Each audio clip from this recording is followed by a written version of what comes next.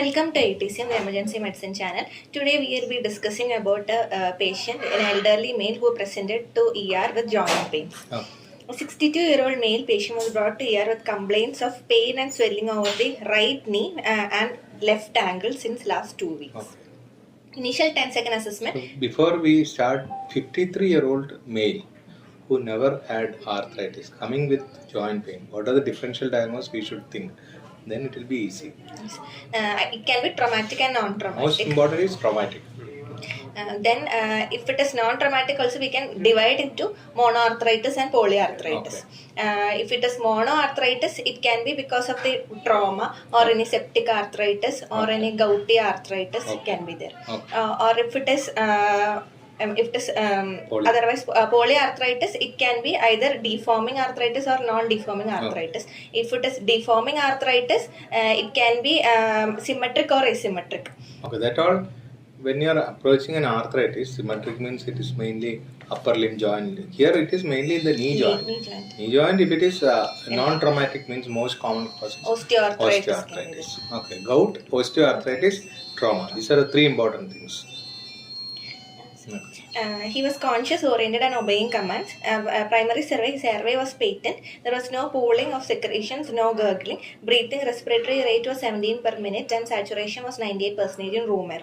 Air entry was bilaterally equal and there was no added sounds. Circulation, his heart rate was 86 per minute and blood pressure was 150 or 70 millimeters of mercury. Okay. All peripheral pulses were felt equally and bilaterally. And disability, his GCS was 15/15 with pupils of 2 millimeter bilaterally equally reacting. And his pain score was 8/10. Exposure, his temperature was 98 degree Fahrenheit and GRBS was 190 milligram per deciliter. Adjuncts, at present he is in 8/10 pain, so we will have to give analgesics. So we don't know the renal functions of this patient, so according to WHO pain ladder, we will be initially giving paracetamol. So 1 gram paracetamol was given to this patient, and simultaneously we took point of care investigations for CBC, CRP, How much paracetamol can be given for this patient? 15 milligram per deciliter, mg per kg. Adult dose, what is the dose? We can give without any fear of toxicity. To maximum 4 gram we can give. 4 gram initially we can give. Okay. In a day, maximum 4 gram can give. So this patient 1 gram was given. Okay. Simultaneously, we took blood samples for the RFT, CBC, CRP, and these things were taken. Moving on to the ample history, he didn't have any allergies. He is hypertensive and he is taking sildenafil 10 milligram once in a day for that. And he is having a history of hyperuricemia and he is taking febuxostat 40 milligrams. And he is an occasional alcoholic and he is giving a history of two surgeries for renal calculi. Okay. And last meal was 5 hours back. Okay. Events, patient had pain, swelling and erythema over the right knee which started 2 weeks back. Initially he was having that pain and all, but he was able to walk, but later he had restriction of movements, and he also noticed that since last week he is having swelling over the left ankle also. Okay. And he's not when he presented to here, he was having severe pain so that he couldn't move his knee or ankle. Okay. And he was not even able to stand up or go to toilet or anything. No history of similar illness in the past. There is no history of fever, trauma, any discharges from these joints, or any history of any stiffness. So we directly went ahead with the local examination. You want to ask any other negative history? We'll have to ask for, since he's having a history of hyperuricemia and renal. No, I'm not asking about insect bite. What means? Insect bite. Scorpion. Fever history. You have to. It's a male patient. You have to ask about urinary tract infection. Urinary tract infection, sexual contact. History of sexual contact, urinary tract infection. Why you want to ask? Gonococcal arthritis. It is mainly asymmetrical lower limb arthritis. So, urinary tract infection can be associated with reactive arthritis in the lower limb, asymmetrical arthritis. Again, gonococcal infection can present with lower limb arthritis, knee joint arthritis is possible. So you have to ask history of all these things. Okay, negative history should be rolled out when a male patient comes like this. It's not only common in males; it can occur in female also. But somebody come like this, we have to rule out. Moving on to local examination. We introduced before going to local examination, we will have to introduce ourselves to the patient. We will have to confirm the identity. We will have to get consent, and we will have to explain what procedure we are going to give. And before examining, we will have to offer analgesics also. But at present, this patient's pain has reduced, so he was not asking for much analgesics. And we will have to examine when we are examining a particular joint, but the other side also should be exposed and examined simultaneously. So inspection, attitude of the knee was normal, but there was a swelling and swelling noted in the lateral aspect of the right knee, and fullness over the knee was also present. Okay. And gait couldn't be assessed because patient had severe pain. Ideally, we will have to examine the posterior part of the knee also. Then there was no bleeding, discharges, any ulcerations or muscle wasting seen. On palpation, we will have to palpate for the skin area.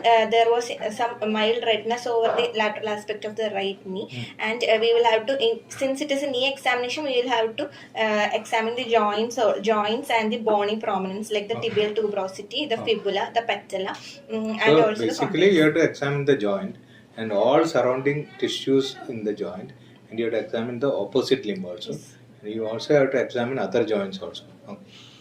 Then we proceeded with the patellar tap test. Patellar tap test, we will have to milk the suprapatellar fossa, and we will have to press onto the patella. This patients, it is positive also. That means effusion. Effusion is there. Then we will have to, after examining the joints, then we will have to look for the pulse and the peripheral pulses also. So what will be the difference between osteoarthritis and other types of inflammatory arthritis when you are talking about effusion? Effusion will be there, but no redness or no signs of inflammation has to be there in osteoarthritis. Rarely, osteoarthritis can also become infective sometimes. Then in the angle joint examination, as we did for the knee joint, we examined both angles simultaneously. But you have to examine the range of movements. In any case of arthritis, we always have to examine if possible, if patient is able to tolerate, we have to examine the range of movements. This patient, only up to 15 to 30 degree only he was able to bend the knees because of severe pain. Okay. So in a joint inflammation, there will be passive examination by you, the joint, and patient can actively move the joint. How do you differentiate an articular problem from an extra-articular problem? If a patient itself, if passive movement itself is not possible, then it will be an articular problem. Both on active and passive movements, patient will have pain if there is articular involvement, because there is bone involved there, bone and joint is involved. Whether you move the joint or patient moves, he will have pain. Whereas in other condition, like extra-articular involvement, mostly patient will have pain only on active movements. That is very, very important. If patient is able to move, or not able to move by himself or by you, then it is mostly in the joint. It's an active arthritis. Otherwise, if patient is not able to do, but when you are doing, patient is not having pain, then it's an extra articular problem. Okay. It's not always correct, but 90% it will be like that. Similarly, we did the ankle examination also. Okay. Angle in the left angle in the lateral aspect, he had some erythema and swelling below the left lateral malleolus. Okay. And we did the Ottawa angle rule and Ottawa knee rule.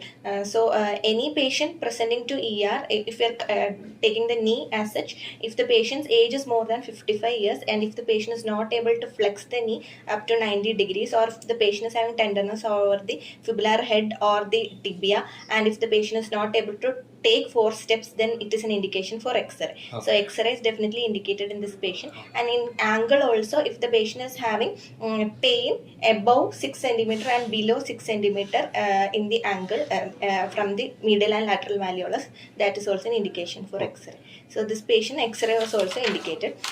What do you want to look in X-ray knee joint?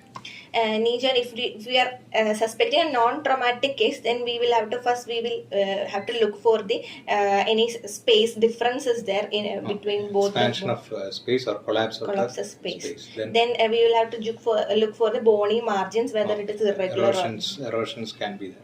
Osteopenias can be there. Then loose bodies can be there. Okay. These deformities will be Loose bodies are newborn formations. Okay. These things should be there. We did simultaneously we did the both knee and ankle x-rays. Okay. And knee x-ray, when we took, we saw a spur in the medial aspect of the right knee. Okay. And in the ankle joint we saw that the bony margins were irregular. Okay. That was the finding, sir. Then our CBC report, his total count was 12,000 with a CRP of 174.7. Okay. And hemoglobin was 14 and platelet was 4 lakh. Okay. So that was normal. And platelet is not normal, it's slightly higher on the higher side, but in the normal range. Okay. Where will you get platelets like this? It's on the higher range. See, a normal patient, we are seeing 2.5, 3. There is a normal range we are seeing. Inflammation. It's an inflammatory marker. Any active inflammation, platelets will be high. Okay. We sent for the uric acid also. Uric acid was 6, sir. Okay. He's having a past history of hyperuricemia and he's having uric acid of 6, but in acute gout it can be normal also. So what happens? Because the uric acid will be in the joints, more in the joints. It will be deposited more in the accumulated in the joints. Okay, so you make it sometimes normal uric acid, but most of the patients will have high uric acid. Okay. And RFTs were sent. His urea was 31.8 and creatinine of 1.62 with a creatinine clearance of 42. So what is the importance of creatinine in a patient who is having gout?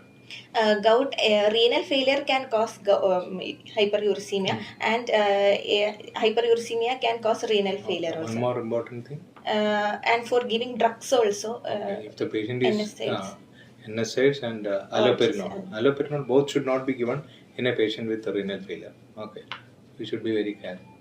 So since his creatinine clearance is 45, we can plan on giving colchicine and NSAIDs if required only. How do you prevent renal failure who is having high uric acid? Hydration is the most important. So you have to give hydration along with whatever drug you are giving. Then we will have to also send for the lipid profile and the urine routine examination should be done, sir. So since this patient is having acute pain, we can drug of choice is NSAIDs. We can either give indomethacin. So you want to give NSAID in this patient? Since his creatinine is on the higher side, we will we'll avoid. We have to avoid because creatinine is high. NSAIDs itself sometimes can produce elevation in the creatinine. So what other drug we can select? We can give a colchicine can be given. Colchicine is a anti-inflammatory. Okay, what is the dose? Dose we can give 1 milligram stat dose can be given, and every hourly we can repeat 0.6 up to maximum of 3 milligrams. Okay. Or we can give it as 0.5 TAD dose can also. Any side effects? Colchicine, acute side effects are there because patient can have diarrhea and vomiting. Okay. And abdominal discomfort, diarrhea. These are the important things. And chronically, if this patient is taking that, there can be myopathies, neuropathies, and all can be there. That's about colchicine. Then so paracetamol is given, colchicine is given. Pain is still persisting. What else you can do? Then we can plan on giving steroids can be given. Methylprednisolone can be given 1 mg per kg can be given. Okay. Or we can give methylprednisolone. Okay, 1 mg per kg. Okay. Any steroid 1 mg per kg, 1 to 2 mg per kg can be given, except dexamethasone. Then intra-joint triamcinolone can be given as a steroid injection. Then we can give NSAID, definitely in this patient not possible. Then soda bicarbonate can be given as tablets can be given. Then if this patient is having severe pain, we can give intra-articular injections, and also some hyaluronic acid can also be given. Hyaluronic acid is given if there is a collapse of the joint. Otherwise, it is not. It is actually acting as a gel in the joint. It is not useful in gouty arthritis. Then, since this patient was on febuxostat, we can continue. Otherwise, if this patient is not on febuxostat, What is the action of febuxostat? It is a xanthine oxidase inhibitor. Action. It will How do you- prevent the uric acid form. They are uric or suric Uric drugs. They removes uric acid through the kidney. So Kidneys. when you are trying these drugs, what precaution we have to take, or we have to advise the patient? Hydration should Hydration is very important. So if we are giving in ICU, then you have to hydrate the patient well. Or if the patient is discharged, you have to advise the patient to take water. Otherwise, again he'll develop renal stones, calculation. renal failure, all these things. Okay. Otherwise, in acute pain, we will not be giving febuxostat or allopurinol. Okay. So we can use the mnemonic A, C, and CA. Acute pain, we will give colchicine, and chronic pain, we will be giving allopurinol or febuxostat. So once this patient's pain gets settled, Why allopurinol is nowadays now? It's in use now, even then, but the usage is coming down. Why? it is because of the side effect profile and drug interactions. What is the side effect? Side effect renal failure itself is there. What else? If a patient who is taking allopurinol, who come to emergency room, what precautions you have to take? There are a lot of interactions, including some of the antibiotics like amoxicillin, penicillin. They have severe reaction. Patient can develop severe Stevens-Johnson syndrome-like reaction when the patient is on allopurinol. So, drugs like allopurinol, phenytoin, digoxin, and warfarin. So, we should, as a ER physician, we should be very careful. If we are seeing that drug, then check the interaction, whatever drug you are giving. Especially penicillin with penicillin group of drugs with allopurinol. They are dangerous. Okay. Can we give allopurinol in renal failure? No, sir. Yeah, ideally we should not use. If we are forced to give, then you have to do the creatinine clearance, and according to that you have to adjust. Creatinine clearance is more than 30 only, then we should. Okay. Then febuxostat can be given. Febuxostat 40 milligrams or 80 milligrams or 120 milligrams can be given. It is also a uricosuric agent. It will inhibit the xanthine oxidase. Then adequate hydration should be advised, and dietary advices also should be given to the patient before discharge. This red meat, seafood, alcohol, these things can again increase the uric acid.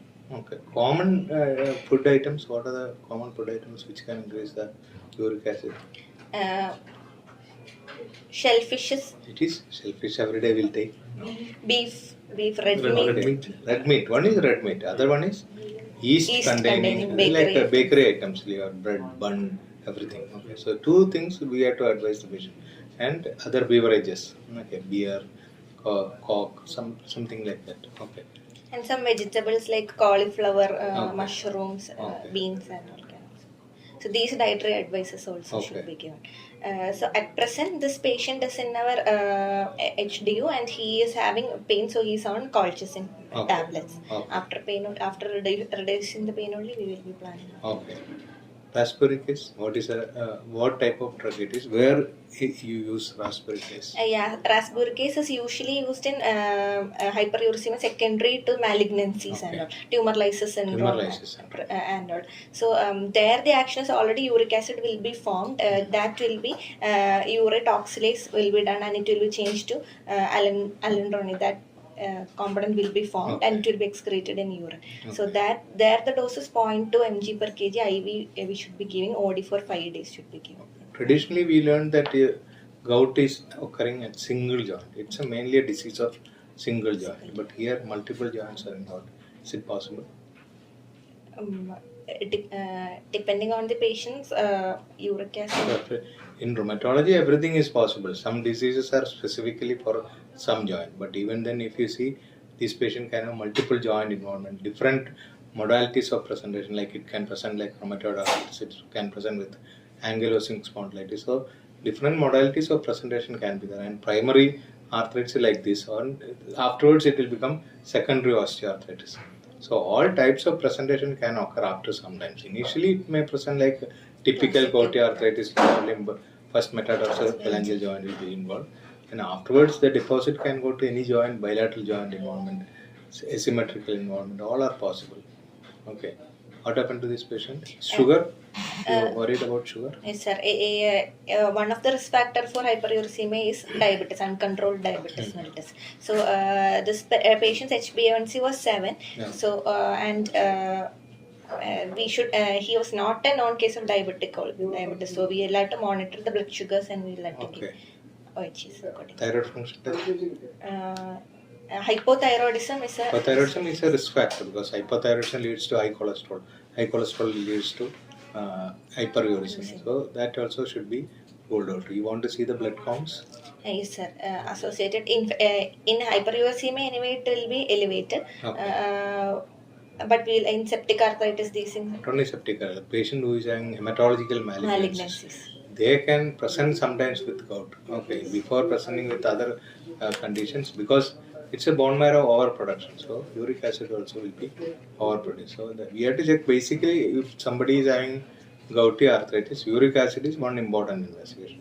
Then cholesterol should be checked, thyroid function should be checked, complete blood count should be checked, creatinine should be checked. These 5 investigation has to be there. But even then, the diagnosis is always clinical. Okay. Suppose somebody come with features like rheumatoid arthritis, upper limb joints are involved. If the uric acid is unfortunately elevated, we cannot make the diagnosis gouty arthritis.